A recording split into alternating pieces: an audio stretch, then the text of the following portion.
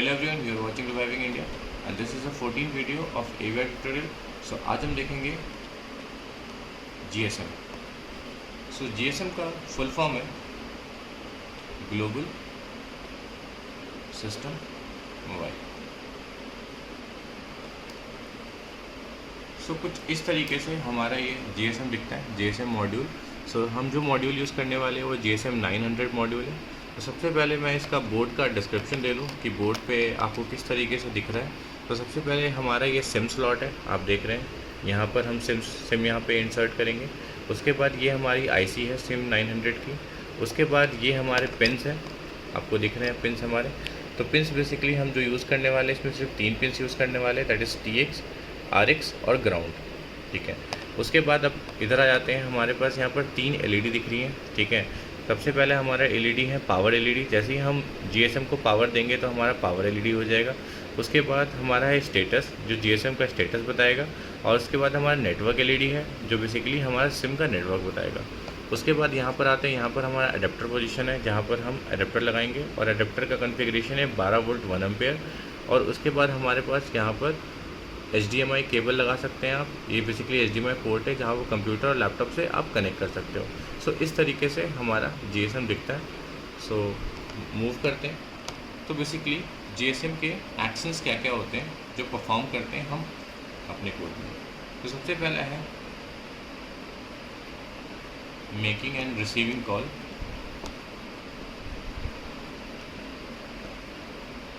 SMS, sending and receiving. उसके बाद connecting to internet. So basically ये 3 प्रोसेस जो है ये आप GSM से कर सकते हो. ये नॉर्मली प्रोसेस जो है अपने नॉर्मल फ़ोन से भी करते हैं. तो इस तरीके से ये एक्शन हम इस GSM मॉड्यूल से भी कर सकते हैं. मार्केट में बहुत सारे GSM आते हैं, उनमें से ये GSM हमारा 900 है. और भी GSM आते हैं, that is SIM 700,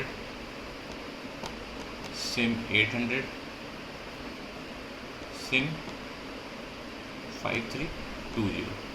so basically मैं ये प्रेफर इसलिए करता हूँ सिम 900 बिकॉज ये हमारा GSM GPRS बोलते हैं. GPRS का बोलते हैं इसमें GSM, साथ ही साथ इसमें आप इंटरनेट से भी कनेक्ट कर सकते हो. तो इस तरीके से हम इसमें ऑलरेडी हम इंटरनेट एक्सेस भी कर सकते हैं, इसलिए GPRS सिस्टम बोलते हैं. तो इसलिए मैं प्रेफर GSM 900 करता हूँ. सो मूव करते हैं. जो इसका मेन सोर्स ऑफ कोड है that is called AT command, जिस पे हमारा पूरा मॉडम काम करता है. तो वो देखते हैं कि AT कमांड क्या है और किस तरीके से इसे डिफ़ाइन करते हैं और कैसे अपने कोड में यूज़ करते हैं.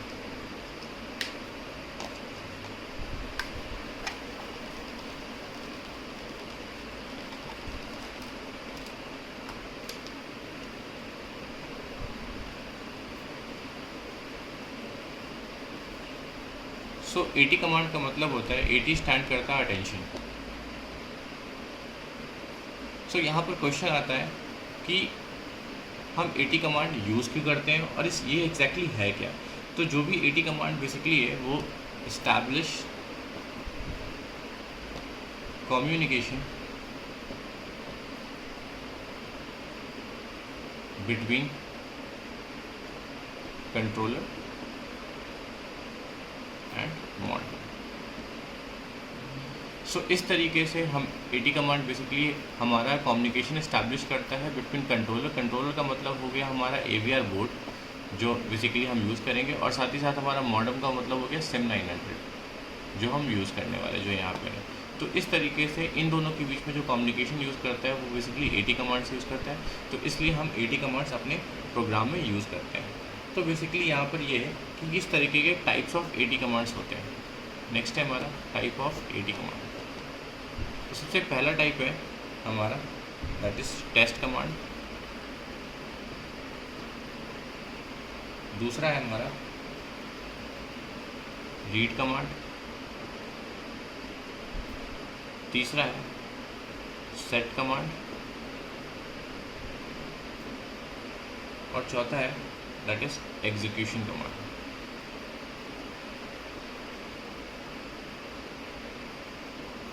सो बेसिकली टेस्ट कमांड का मतलब क्या होता है कि जब भी हम मॉडेम को चेक करने वाले हैं कि दैट वो हमारा एटी कमांड सपोर्ट करता है कि नहीं उस मॉडेम में, तब हम टेस्ट कमांड यूज़ करेंगे। अगर हम रीड कमांड कब यूज़ करेंगे, जब हमें मोबाइल फ़ोन और मॉडेम सेटिंग का कोई ऑपरेशन जानना है। मॉडेम और मोबाइल फ़ोन इनका कोई ऑपरेशन जानना है, अगर रीड करना है तो उसे हम रीड कमांड यूज़ करेंगे। ठीक है। सेट कमांड का मतलब है कि अगर मोबाइल और मोबाइल फ़ोन का कोई भी ऑपरेशन मॉडिफाई करना है तो हम सेट कमांड यूज़ करेंगे। और लास्टली हमारा एग्जीक्यूशन आता है कि कोई भी हम ऑपरेशन जब कैरी आउट करते हैं तो हम एग्जीक्यूशन कमांड यूज़ करते हैं। सो इस तरीके से हमारा ये एटी कमांड है और इस तरीके से टाइप्स ऑफ एटी कमांड है जो आप यूज़ कर सकते हैं। अब हम देखते हैं कुछ यूजुअली हमारे एटी कमांड्स क्या होते हैं जो नॉर्मली यूज़ होते हैं।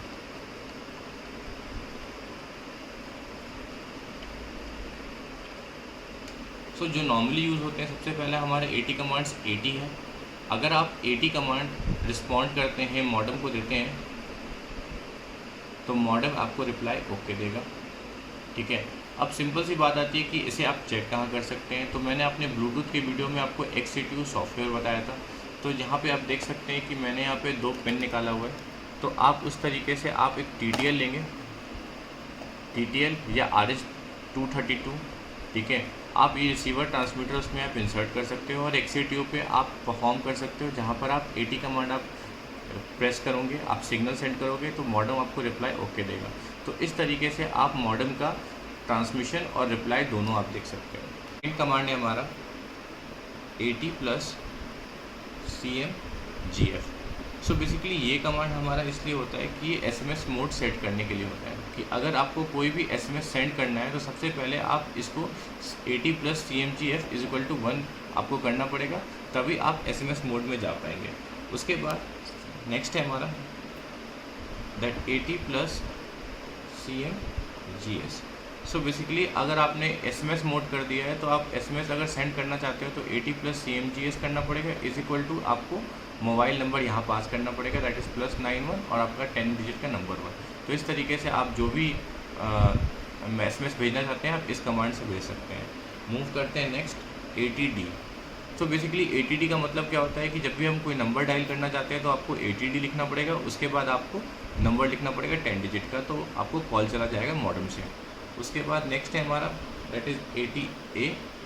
अगर आपको इस मॉडेम पे कोई और नंबर से कॉल आ रहा है और आपको आंसर करना है तो आप ATA यूज़ कर सकते हैं। नेक्स्ट है हमारा ATH। सो अगर आपको कोई कॉल कट करना है तो यहाँ पे ATH यूज़ कर सकते हो। सो इस तरीके से हमारे ये कुछ जेनरिक कमांड है। अगर मैं आपको अपनी वीडियो के डिस्क्रिप्शन में सारा कमांड दूंगा जहाँ पर मैक्सिमम कमांड आपको फाउंड होंगे। सो इस तरीके से आप ये कमांड अपने प्रोग्राम में यूज़ कर सकते हैं। सो नेक्स्ट है हम देखेंगे किस तरीके से GSM मॉडेम को हम इंटरफेस कर सकते हैं।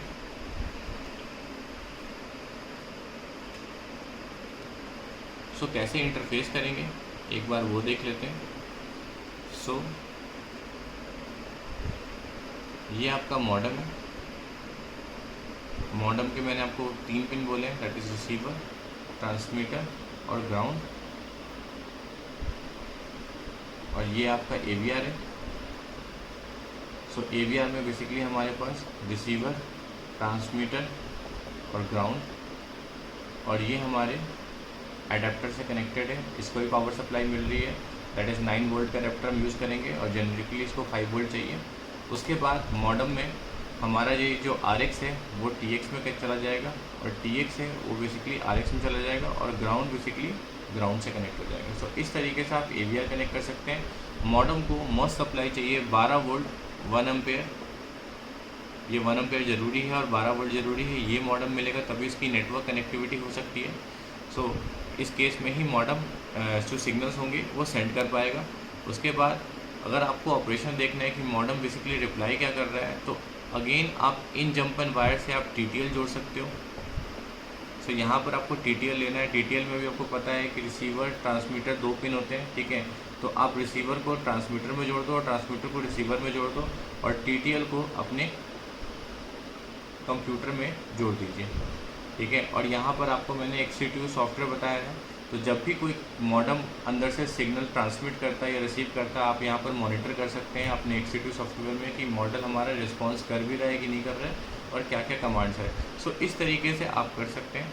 सो अभी हम चलते हैं अपने कंप्यूटर की तरफ, जहाँ पर मैं आपको प्रोग्राम्स दिखाऊँगा और जहाँ पर आपको दिखाऊँगा कि किस तरीके से AT कमांड आप अपने कोड में यूज़ करेंगे।